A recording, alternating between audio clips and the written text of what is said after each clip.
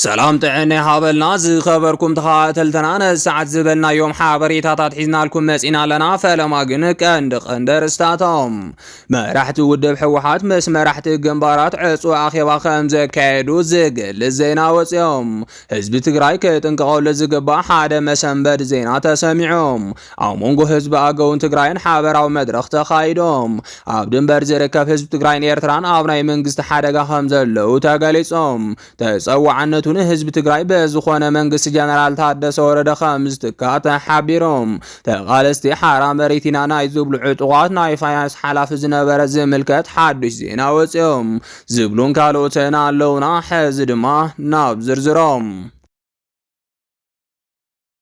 راح تودب حوحات راح تقنبارات عصو آخيبا خمزة كايدو زيقل زينا وصيهم تمال مشات راح تحوحات راح تقنبار عصو آخيبا غيرون كم زنبرو زفلات يوم اتا اجندا دما كلن بيروتات تقراي بآبالات حوحات كمرحن جنرال تادس ورري خرزلو من قدي عنقفات تقوجلو خوينو سلز ترخبن لو مقادام مرقصيو كقرب توسين اللام عبت زنبر عصو آخيبا عابي اجندا خوينو زنبر حلاف بالتريزو من مئلاي زبل نيرو كبل منጭታት ገሊጾም አለው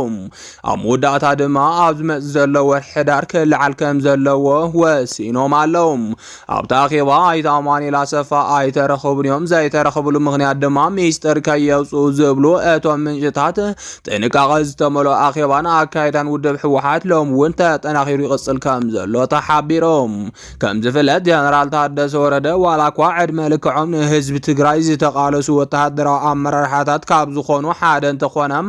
ናይ ሎሚ መሪሕነቱ ግን ኣብ ሕቶ ምልክት ኣትዩ ይርከብ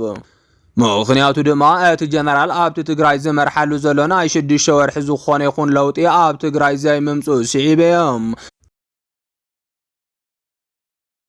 بتوسخون جنرال تادس ورده حزب تግራይ ብኡ እንዳተመረሐ ብዙሕ ወርቃዊ ዕድላት የምልጦ ከምዘሎን ንጸላኢ ተጋላጺ ኸውን ምህላውን እንዳተሓበረ ይርከብ ነሽዒቡን ሎሚ ጸላእቲ ህዝብ ትግራይ በተሓደ ገጽ ዝወረርዎ መሬት ንኽጸድቀሎም በፌደራል መንግስቲ ምንቅስቃሳት እንትገብሩም በተኻለ ገጽ ድማ ህዝብ ትግራይ ዳግም ንምውራር ፈኸራታት ይበራኸቱሎም እዚ ከምዚሉን ከሎ ኣብ ዘለውሉ ድማ ጀነራል ታደሰ ወረደ ኣብ ክንደ ህዝብ ትግራይ ምውዳብን ምድላውን ዓቕሚ ህዝብ ትግራይ እንዳተበተነ ምንም ክገብር ከም ዘይተረኣየ ይሕብራሎም ነዚ ስዒቡን ሎሚ ጀነራል ታደሰ ወረደ ህዝብ ትግራይ ይኹን ሰራዊት ትግራይን ውዳበታት ትግራይን ወተሃደራዊ አመራርሓ ትግራይን ሓደጋ ካብ ኣብይ ከየገጥሞም ክከላኸል ኣይኽእልን ተባሂሉ ተገሚቱ ዘሎም በዚህ ድቃዝ ሰአኑ አመራር ሰራዊትን ውድብ ሕወሓትን ድማ ጀነራል ታደሰ ወረደ በሰላም ስልጣኑ ከረከበ ጻውዒት አቅሪቦም አለው በመሰረት እዚ ድማ ካሊ ካብ ሰራዊትን ውድብን ሕወሓት ከምኡን ካብ ካልኦት ጉጅላትን ውልቀ ሰባትን ዝተውጻጸ ሓድሽ መሪሕነት ናብ ስልጣን ንኽመጹ ወሲኖም አለው እዚ ሓድሽ መሪሕነት ድማ ዋና ዓላምኡ ህዝቢ ትግራይ ወዲቡ ዝተበታተነ ሓይሊ ትግራይ ክጥርንፍን ሓድነት ክሕልውን ንምግባር ዝዓለመ ኮይኑ ሳኾነ ካብ ቀረባን ርሑቅን ዝመጽእ ሓደጋ ንምቅናስ ዝዓለመ እዮም እዚ ምንቅስቃስ ድማ ጀነራል ታደሰ ወረደ ክገብሮ ስለዘይኽእል ስልጣኑ ብግዜ ክለቅቕ ምግባር ሓላፍነት ከም ዘለዎም ተሓቢሮሎም ስለዚ ድማ ጀነራል ታደሰ ወረደ በሰላማዊ መንገዲ ክወርድ ብምግባር ተጸዋዕነቱን ህዝብ ትግራይ ዝኾነ መሪሕነት ንቅድሚት ንምምጻእ ቀዳማይ ስራሕ ውድብ ሕወሓትን ህዝብ ትግራይ ምዃኑ እንዳተገለጸ ይርከብ ብኻልእ ዜና ድማ ካብ ትግራይ ሎምውን መሕዘን ዜና ከም ዝተሰምዐ ተሓቢሮም ከም ዝፍለጥ ኣብ ከተማ መቐለ ቅድሚ ሕዚ ኣብ ምዕቆብ ተፈናቀልቲ ዝነበረ ህፃን ብዝብኢ ተነኺሱ ህይወቱ ከም ዝሓለፈ ዝዝከር እዮም ብሰንኪ ውዕሊ ሰላም ፕሪቶሪያ ኣብ ግዜኡ ዘይምፍጻሞም ኣብ ትግራይ ካምፕ ተፈናቀልቲ ዝነበሩ ዘለው ተጋሩ ዞባ ምዕራብ ትግራይ ካብ ዝበጽሖም ዘሎ ብርክት ዝበለ ስቃይ እቲ ሓደ ሎሚ ብኣራዊት ዝበጽሖም ዘሎ ሓደጋ እዮም ቅድሚ ሕዚ ብማዕኸን ዜና ቢቢሲ ትግርኛ ከይተረፈዝ ተቃልሐ ምሕዘን ዜና ሞት ብዝብ ዝተነኸሰ ህፃን ከይተረስዐም ሎሚ እውን ተመሃሳል ነገር ከም ዝተሰምዐ ተሓቢሮሎም እዚ ተመሃሳል ድማ ህፃን ቅሳነት ካሕሳይ ረዳ ኣብ ዞባ ምዕራብ ትግራይ ወረዳ ቃፍታ ኣብ ኣደባይ ተወሊዳ ዝዓበየት ጓል 9 ዓመት እንትትኸውን ኣብ ልዕሊ ህዝቢ ትግራይ ንዝተኣወጀ ወራር ጽንተት ስዒቡ ህይወታ ንምድሓን ናብ ሱዳን ተሰዲዳ ኸርተት እናበለት ጸንሐት ህፃን እያ ኣብ ሱዳን ዘሎ ኩነታት ኣዝዩ መሰከፍን ዝኸፈ ጥሜትን ሕማምን ዘለዋ ብምዃኖም ኣብ ዓዳይ ዶ ይሐይሽ ይኸውን ኢላ ብኽንደይ መከራ ናብ ከተማ መቐለ ክትመጽእ ኢላ እያ። ሳልሳይ ክፍሊ ተመሃር ህፃን ቅሳነት ካሕሳይ ረዳም ተማሊ 7 ጥቅምቲ 2018 ዓመተ ምህረት ምሸት ከባቢ ሰዓት 1:20 ኣብ ማእከል መዕቆቢ ተመዛበልቲ 70 ካሬ መቐለ ምስ ኣዲኣም ሸቓቒሎም ምስ ወፃኣ ዝብኢ መፅኡ ካብ ኣዲኣ ፈልዩ ሸለፋ ነኺሶ ኣንጠልጢልዋ ከም ዝጎየየ ወላዲት እታ ህፃን ወይዘሮ ኣልማዝ ኣብርሃን ድምፂ ወያነ ትግራይ ገሊፀን እየን። እቲ ማእከል መዕቆቢ ኣዛብ ዝበዝሕዎን ሕማቕ ቦታ ብምዃኑ እናማዓድኩዋ እየ ነይረ ዝበላ ወይዘሮ ኣልማዝ እቲ ዝብኢ በበይ ከም ዝመፀ ፍጹም ኣይረኣኽዎን እውይ እናበለትን ከላየ ኣነ እውን እውይ ምስ በልኩ ዋርድያን ህዝብን እቲ ከባቢ ከረድኡን ክኢሎም ክብላ ወሲኸን ገሊፀን ኣለዋ። ሕጂ ተሓኪማ ኣብ ድሓን ኩነታት ኣብ መደቀስያ ምህላዋን ዝሓበራ እዘን ወላዲት ብስሩ እቲ ቦታ ሓፁርን መብራህትን እንተዘይተገይሩሉ እቶም ዝተረፉ ተመዛበልቲ እውን በዛ ክውድኡ እዮም ክብላ ኣጠንቂቐን። ህዝቢ ትግራይ ክጥንቀቐሉ ዝግባእ ሓደ መሰንበዲ ዜና ተሰሚዖም። ኣብይ ኣሕመድ ዝመርሖ ፌደራል መንግስቲ ሎሚ እውን ኣብ ልዕሊ ህዝቢ ትግራይ ዳርጋ ዕላው ዝኾኑ ፍኸራት የስምዕ ከም ዘሎ ክሕበር ጸኒሖም። እዚ ዕላው ዝኾኑ ፍኸራት ድማ ብሰበስልጣናት ፌደራል ከምኡ እውን ንሱ ብዝኸፍሎም ጋዜጠኛታትን ኣቢሉ የቃልሕ ከም ዘሎ ንምርዳእ ተኻኢሎም።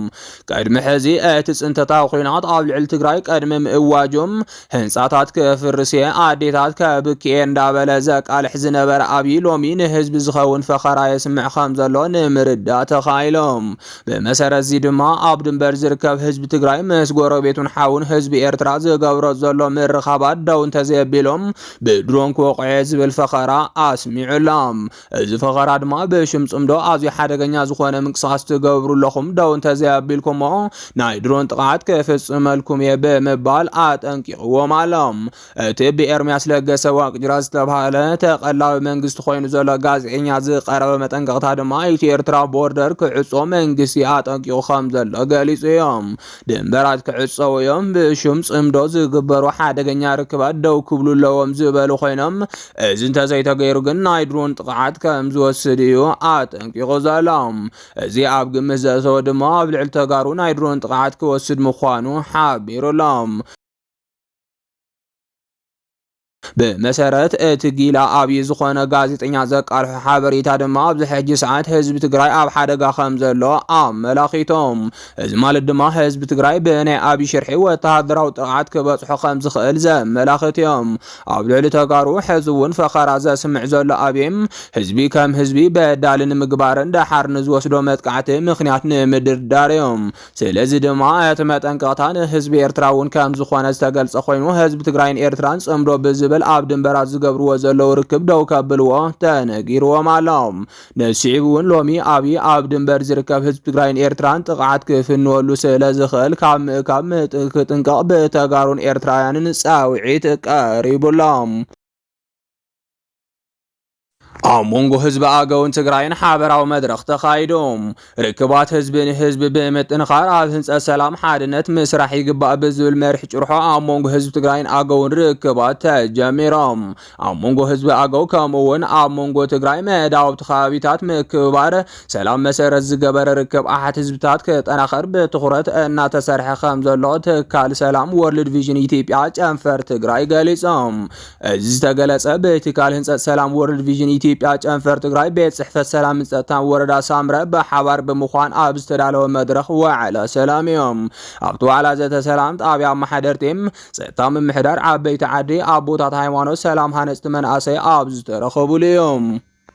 ኣተሓባባሪ ትካል ህንፀት ሰላም ወርልድ ቪዥን ኢትዮጵያ ጨንፈር ትግራይ ኣይተ ሙሉጌታ ካሕሳይ ከም ዝገለጽዎ ትካሎም ኣብ 3 ወረዳታት ሳምረ ኣበርገለ ቦራቸለና ኣብ ዙርያ ህንፀት ሰላም መሰረት ገይሩ እናሰርሐ ከም ዝርከብ ሓቢሮም። ኣብ መንጎ ህዝቢ ኣገው ከምኡ እውን ኣብ ትግራይ መዳውብቲ ከባቢታት ምክብባር ሰላም መሰረት ዝገበረ ርክብ ኣሓት ህዝብታት ክጠናኸር ብትኹረት እናሰርሐ ከም ዘሎ ድማ ገሊፆም።